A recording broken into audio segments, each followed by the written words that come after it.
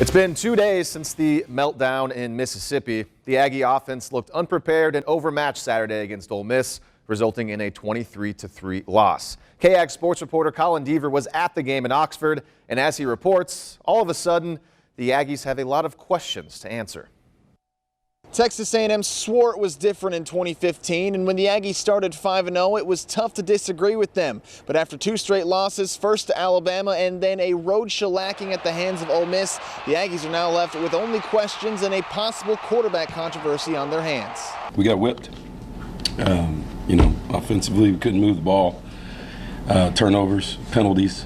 We weren't able to stay on the field and move the football. It's really disappointing, up to this point. We controlled our own destiny, and now we don't.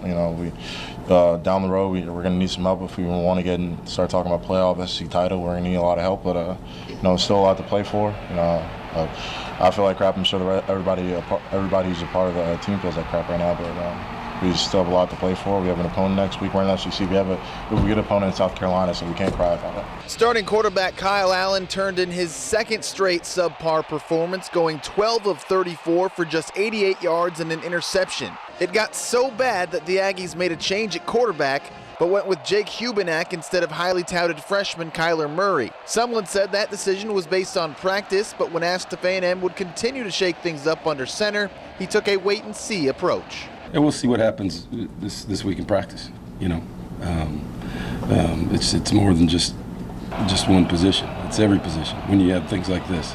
So, we've got to get their best people on the field and playing at a high level. I'm not really sure what's going on.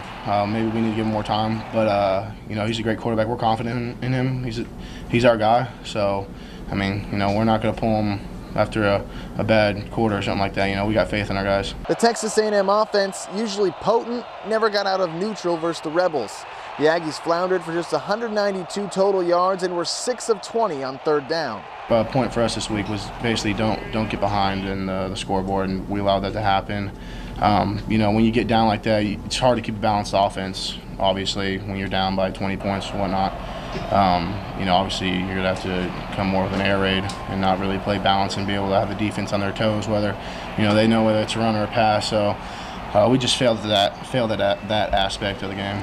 The loss puts Texas A&M at 5-2 and 2-2 in the SEC. While A&M still has time to rebound and finish the season strong, they need to get back to the drawing board and come up with a plan quickly to right the ship. At Vaught Hemingway Stadium, Colin Deaver, KAGS Sports.